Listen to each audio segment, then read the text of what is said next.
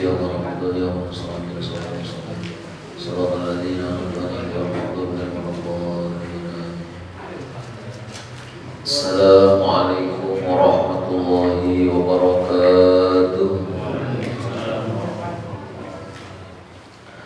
Bismillahirrahmanirrahim. Alhamdulillahirabbil alamin wal aqibatu lil muttaqin wa la udwana illa 'alal zalimin. Allahumma shalli wa sallim wa barik ala sayyidina Maulana Muhammad wa ala alihi wa sahbihi ajma'in. Subhanaka la ilma lana illa ma 'allamtana innaka antal alimul hakim. Rabbi shrah li sadri wa yassir li amri wahlul 'uqdatam min lisani yafqahu qawli. Saddid lisani wa hdi qalbi bi jahin nabi wa ali nabi sallallahu alaihi wasallam. Qala al-musannif rahimahullah ta'ala wa nafa'ana bihi wa bi jami'i ulumi fid dharain amin. Wa raddat ala fudailin halatun min tadhakkurihi lima fihi yawman kana musrifan ala nafsi sawaladahul haya'u minallah minad du'a'i wal dzikri. Artinya ketika itu mendatang atas Fudail bin Iyad, keadaan beliau ingat masa lampau yang gelap itu, lalu beliau malu kepada Allah dan tidak bisa berkata apa-apa. Ketika Fudail bin Iyad itu di Padang Arafah kemarin, yang lain meminta macam-macam karena memang di Padang Arafah itu salah satu adalah tempat yang mustajabah berdoa. Maka orang kebanyakan di sana berdoa dengan penuh harap, khusyuk, khudu di Padang Arafah. Karena waktu itu waktunya waktu mustajabah, tempatnya tempat mustajabah. Mudah-mudahan kita bisa ya minimal berangkat umroh. Dicontohkan lagi Ma'ruf al-Qurhi. Beliau merupakan salah satu seorang aulia Allah atau seorang wali Allah yang hidup di abad kedua Hijriah. Suatu hari beliau puasa sunnah dan beliau berjalan dengan satu rombongan.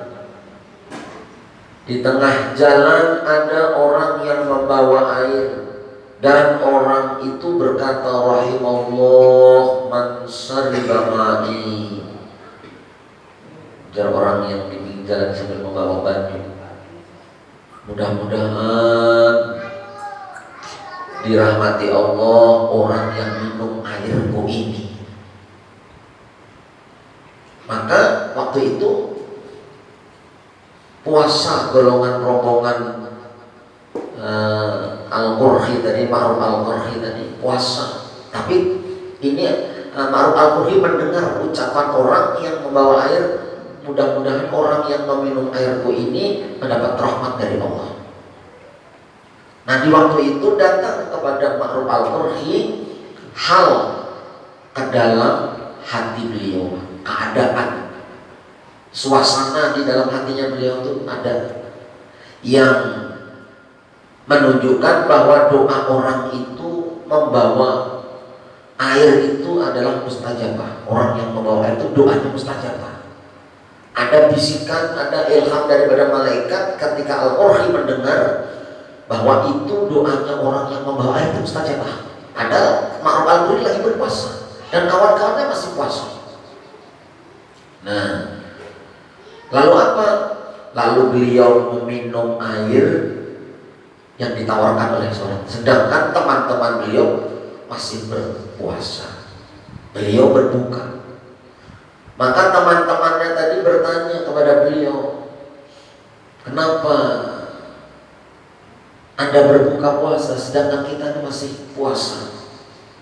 Maka beliau menjawab, ketika orang itu mengatakan mudah-mudahan rahmat Allah itu datang kepada orang yang minum airku ini, hatiku berkata doanya itu kabul, maka aku minum airnya. Nah itu kan adalah suasana hati orang yang sudah mengenal Allah. Jadi ibadah yang tadinya ibadah sunat dikerjakan, ada sesuatu yang orang-orang tertentu diberi oleh Allah, bahwasanya ada yang pahala daripada meninggalkan sunat tadi lebih besar diijabah oleh Allah, seperti meminum air orang yang membawa air tadi. Di kita ini pernah dulu, pengalaman kita dulu kita ini tukang memijit salah satu guru. Jadi kalau sih minta uruti, minta dipijit, minta uruti, kita yang tukang urut. Pokoknya yang lain ada mau, kita aja yang disuruh jawari untuk urut. Pada hari itu hari Jumat urut, maka si dia ini masih hafal Al-Alfiyah, itu masih hafal. Sudah tua, umurnya sudah 100 lebih. Jadi kalau Muhammadun wa maliki Ahmadu Rabbina Maliki itu sudah hafal sih. Masih hafal. Sambil ngurut kita dites hafalnya sudah berapa ratus nantomnya. Ya ini coba nantom yang kesekian apa bacaannya, masih hafal. Ketika itu hari Jumat. Nah, setelah ngurut-ngurut itu melihat jam di dinding sudah jam 11. Waktunya siap-siap berangkat ke masjid. Tapi apa kata beliau? Johari, ini pintunya kamu kunci dari luar, aku di dalam kamar aja. Jadi beliau ini, kalau kita secara syariat pasti berontak nih. Pak guru nih, waktu Jumatan malah ada Jumatan malah disuruh kunci dari luar. Ini terjadi. Ternyata ada yang melihat beliau itu ada di masjid. Ada melihat. Jadi kunci sudah. Jadi kadang-kadang kita kalau kepada orang-orang yang membimbing rohani kita, memang yang memberi bimbingan pada kita, ikam baca zikir ini, wirid ini, ikam kita dosa puasa sunat, ikam nanti ini, yang pembimbing khusus, maka kita jangan sampai di hati itu apapun seganjil apapun kerjaan atau amaliyah guru itu, hati jangan sampai kita menentang atau kata orang mengatiran. Nah, itu. Karena kadang-kadang orang yang makom seperti itu sudah ada makom khawarikul adat. Apa khawarikul adat? Melawan kebiasaan orang biasa. Khawarikul adat. Nah, seperti Syekh Ahmad Pasuruan itu banyak khawarikul adat. Syekh Ahmad Pasuruan itu banyak khawarikul adatnya. Terus Syekhuna Khalil Bangkalan banyak khawarikul adatnya yang tidak sesuai dengan kebiasaan orang biasa.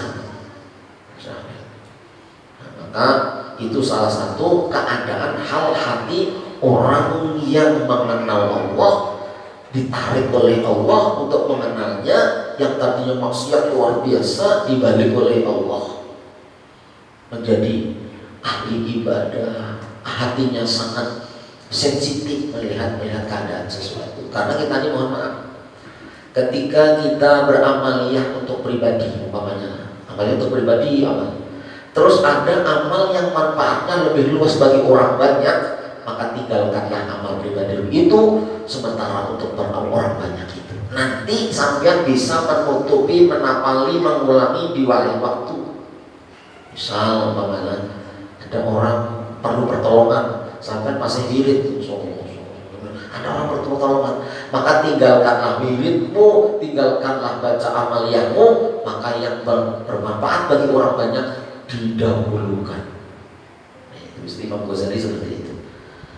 Karena semakin banyak apa pekerjaan yang kita kerjakan itu untuk orang banyak, manfaatnya semakin orang banyak semakin merasakan manfaatnya, maka itu lebih besar pahalanya dibanding iktikaf di masjid, dibanding wirid di masjid. Itu lebih besar pahalanya yang dirasakan untuk manfaat orang banyak. Nah, bukan berarti kita istiqomah terus wirid itu, ada sikonnya. Nah, orang-orang dulu itu pekah. Nah, jadi oh ini yang lebih didahulukan, oh ini udah didahulukan.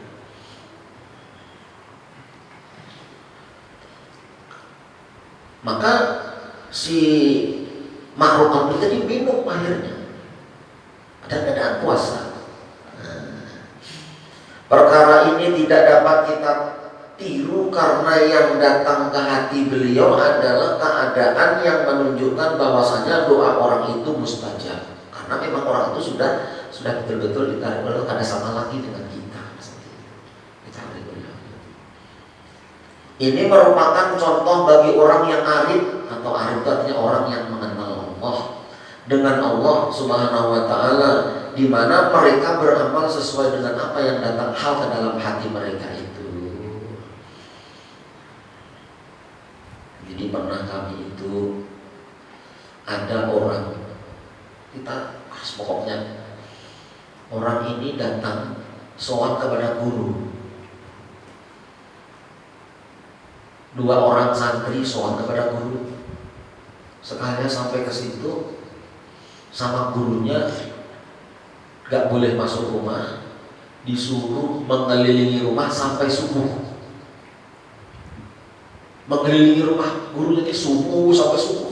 Mulai jam habis isya datang, suruh mengelilingi sampai subuh. Nah, setelah subuh stop salat berjamaah. Setelah salat berjamaah, tunggu sampai agak terang harinya, terus disuruh duduk, ditanya,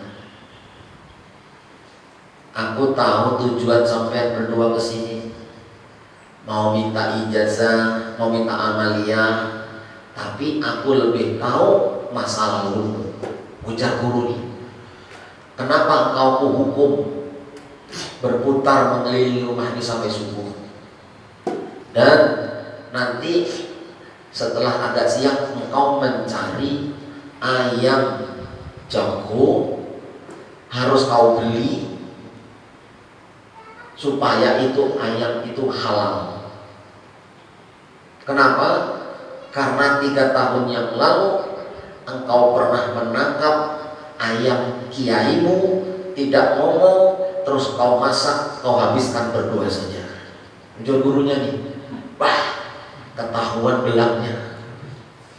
Ini guru ini baik, jangankan yang sekarang, yang tahun lalu sudah masih ingat. Kau membawa pisang ke sini, Ini pisang dari mana? Ini pisang kita dari belakang rumah. Memang kau ini pisangmu, ini yang menanam kamu, tapi bibitnya 3 tahun yang lalu kau ambil punya tetangga, kamu tidak ngomong sama tetanggamu. Bibitnya itu masih ketahuan. Nah, orang insya Allah luar biasa. Hati kita ini banyak terhijab. Hati kita yang mendidik ini ada rasa lebih baik daripada orang lain. Itu menghijab. Ada mau Allah membukakan kasab. Ada terhijab, ada irinya, ada amarahnya, ada sifat bahilnya. Nah itu yang menghisap. Karena kita nih kadang-kadang sibuk berwirid, sibuk bertorekoh, sibuk beramaliyah, tapi tidak sibuk membersihi wadah daripada amal itu adalah hati. Seharusnya kan dibersihi dulu, hanya diisi baju yang bersih, baru bersih. Kalau kau sibuk beramaliyah tapi di dalam hatimu tidak kau buangi sifat-sifat madmumah atau sifat tercela, maka amal yang kau kerjakan itu tidak akan bisa bermanfaat bagi dirimu. Kenapa? Bercampur ibarat air besi, bercampur racun dan sebagainya. Nah, maka sibuk-sibuk lagi membersihkan dirimu dari sifat-sifat madmumah. Jangan sibuk menilai orang lain daripada sifat-sifat yang madmumah itu. Nah itu.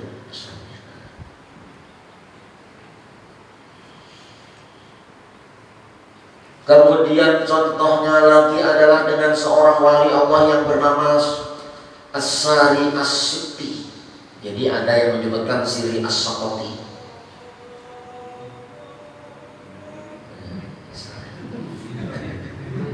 Ada yang menyebutkan Sari As-Sitti. Cuman ujar guru dulu, kata guru saya dulu bilang pakailah Sari As-Sakoti, jangan Siri As-Sitti, karena Sitti itu dalam bahasa fikih artinya bayi yang keguguran.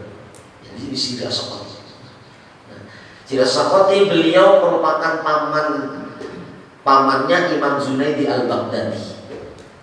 Dia wafat tahun 223. Beliau dikabari oleh orang, wahai Syekh di pasar, kabarkan, padahal beliau punya toko di pasar. Semua toko terbakar kecuali toko Anda. Jadi Syekh Syakoti punya toko di pasar. Pasarnya kebakaran. Nah, kebetulan punya si As-Sakoti ini tidak tersentuh api, karena kebakaran utuh. Maka apa? Padahal beliau punya terlibat, tapi tidak kebakar. Toko orang lain terbakar. Nah, kecuali tokonya Syekh Sakoti. Lalu apa? Imam Sari As-Sakoti mengucapkan alhamdulillah. Sesudah itu datang ke dalam hati beliau satu hal keadaan di mana beliau itu dicela karena senang dengan selamat tokonya, sedangkan toko kaum muslimin yang lainnya habis terbakar. Menyesal sedikit habis dikabari toko Anda utuh tidak terbakar. Alhamdulillah. Baru beberapa detik mengucap alhamdulillah, datang hal keadaan hati. Kenapa kau alhamdulillah? Bukankah engkau seharusnya ikut sedih orang lain kebakar tokomu, gambar engkau senang gembira di atas orang yang menangis. Datang di hati beliau suasana seperti itu. Nah, lalu Imam Sari As-Sakoti berkata, aku beristighfar kepada Allah selama 30 tahun atas kata-kataku alhamdulillah itu. Orang wali ini berbuat sedikit dosa, ingatannya sampai hendak mati masih ingat, tapi banyak berbuat baik, dia tidak mengingat kebaikan itu. Jadi masih terbayang sampai 30 tahun beristighfar, cuma kata-kata alhamdulillah, merasa senang karena toko sidin kada terbakar. Ini memang sudah isakan belum? Nah, jadi kita alhamdulillah benar ya Allah. Tahu lah ikan itu di dalamnya ada jimat, tahu lah. Nah, karena kebakar tuh. Padahal kita senang orang lain menangis. Kata-kata itu disesali sampai 30 tahun mengucap istighfar kepada Allah. Syekh Sakoti ini kan wali besar. Nah, Syekh Junaidi ini keponakannya. Junaidi Al-Baghdadi ini di samping keponakannya Syekh Sakoti itu adalah guru besar beliau langsung, yang membimbing langsung pamannya sendiri, Syekh Sakoti. Suatu ketika setelah pulang dari berguru, Syekh Junaidi itu mendirikan pondok pesantren. Kebetulan pondok pesantren Syekh Junaidi itu di pinggir sungai kayak Martapura Darussalam tuh. Di situ. Suatu ketika ada orang titip anak di tempat Syekh Junaidi Al-Baghdadi pondok di situ. Dan kebetulan yang titip anak pondok di situ adalah teman seperguruan waktu mondok pada Syekh Sakoti. Ternyata apa? Ketika sore-sore mandi di sungai, anak orang yang dititipkan ke pesantren Syekh Junaidi Al-Baghdadi tadi terpeleset, hanyutlah di sungai, tenggelam di sungai. Akhirnya dilaporkan kepada Syekh Junaidi. Santri-santri melapor, si Gulam tadi ada kecebur ke sungai, tenggelam. Didatangi oleh Syekh Junaidi Al-Baghdadi. Di mana tadi tempat tenggelamnya? Di sini. Waduh, dipanggil-panggil oleh Syekh Junaidi Al-Baghdadi. Ada suara. Akhirnya datanglah kepada Syekh Sakoti. Bahasa kita guru kayak apa? Anak si teman ulun yang mau mondok di sini juga itu mondok di tempat kami, ternyata waktu mandi tenggelam. Oh, ujar Syekh Sakoti, masih selamat. Datangi aja mamanya. Nah, mamanya itulah kawan Syekh Junaidi waktu mondok di tempat Syekh Sakoti. Mamanya itu perempuan tapi wali Allah. Dan orang wali itu muridnya banyak jadi wali. Akhirnya apa? Begitu datang mamanya tadi, yang dia adalah teman seperguruan waktu mondok pada Syekh Sakoti, maka berkata, pas pintangan dia itu tercebur, terpleset, maka mamanya bersuara, ya bunaya, irfa' yadaika innallaha la yuridu dzalik. Wahai anaknya, angkatlah tanganmu, timbullah dari permukaan air, sesungguhnya Allah tidak menghendaki yang demikian itu. Artinya ikan belum waktunya mati, ayo bangkit, mana tangan ikan? Sekalinya mencungkul tangannya, ya Umi, langsung ditariknya. Muridnya wali, maka gurunya wali, muridnya jadi wali. Muridnya saya sama, termasuk saya Hasan Al-Banjari, murid tercintanya. Masya Allah. Nah, mudah-mudahan anak-anak kita yang pernah mendapatkan guru yang artinya yang bisa membimbing bukan hanya jasmaninya, bukan syariatnya saja, tapi juga membimbing batinnya, membimbing hakikatnya. Jamaah sekalian rahmati Allah, mungkin itu dulu ujian kita pada ini saat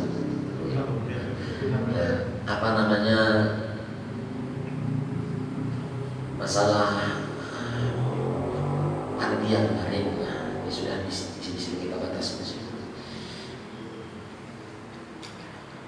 Jadi pertama kita sebagai yang di sini karena bertempatnya di sini tak lupa mengucapkan banyak-banyak terima kasih kepada sampean semuanya saja, semuanya sudah capek-capek, mana hujan, belum kada bisa membayangkan mau sampean kan ada. Ayo, terima kasih Pak Wali di segala tendanya. Sampean yang bersih-bersih, yang masak kampus, pokoknya semua yang berkecimpung, yang parkirnya, yang tuhan-tuhannya, yang menerima tamu, semuanya saya cuma bisa mengucapkan jazakumullah khairan katsiran fid dunya wal akhirah. Mudah-mudahan Allah membalas kalian semuanya di dunia dan di akhirat. Amin. Menjadi amal soleh sampean.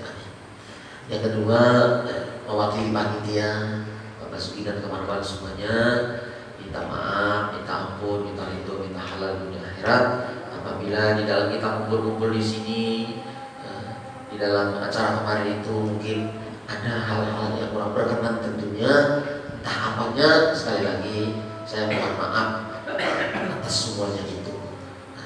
Karena memang kita hanya bisa merencanakan, yang pasti adalah Allah. Dikirim hujan, ya baik aja, sudah hujan itu sudah. Itu Allah menghendaki yang hujan itu ya baik itu. Pak Tris, terima kasih membawa kayu dari mana? Gratis Pak Tris ini. Pokoknya semuanya terima kasih. Semua kita mendoakan mudah-mudahan Allah mengabulkan hajat-hajat sampai semuanya. Nah, dan yang terakhir, mudah-mudahan nih bayangan dulu nih, Pak Ketua bayangan dulu nih, tahun-tahun yang akan datang kita jadi satu tempatnya atau di masjid atau di pokoknya jadi satu tahun akan datang. Kita ke Kausar, Bayangan Betul Arifin, langsung pokoknya jadi satu. Kita undang siapakah Habib atau Kiai siapakah, supaya kelihatan lagi kerukunannya, keguyubannya. Nah itu kita, karena kita kalau sering bertemu rame-rame dalam bertemu akan terjalin dari hati kita itu keakrabannya. Setuju lah Pak Ketua? Nah, ya. Cuman kalau itu harus persiapannya lebih lama ya kan Pak, dan harus lama, datanya banyak. Kita ini sekarang ditawari Anwar Zaid. Karena Rajab Anwar Zaid itu ada di Peregian, ditawari. Kita kan kemarin mengisi di Peregian sana acara. Jadi Ustaz kami Rajab ada Anwar Zaid, kalau sampai mau nebeng, katanya nebeng kan? Iya. Tapi kalau mau nebeng, siap Ustaz nanti kirim habis di sini langsung ke tempat sampean. Nomor Anwar Zaid mungkin kalau izin halaman itu ya nggak muat. Ya mungkin itu sekedar informasi. Suatu titik kapan itu rencananya mudah-mudahan terlaksana nantinya. Ya kan Pak Basuki setuju? Nah, itu jadi mudah-mudahan rencana kita didengar dan dijawab oleh Allah. Kami ingin merukunkan, mengguyupkan, mengompakkan itu ya. Nah, mungkin itu saja. Sekali lagi mohon maaf atas segala kekurangan, pelayanan dan sebagainya. Ucapkan terima kasih atas jeripaya sampean semuanya. Semuanya nampak dalam angan-angan saya bahwa tanpa sampean yang hadir semuanya maka tidak akan terlaksana. Nah, saya minta ampun, minta ridho, minta halal dunia akhirat. Dan insya Allah nanti habis sebagai kisah kita pemakanan. Nah itu aja. Terima kasih. Assalamualaikum warahmatullahi wabarakatuh.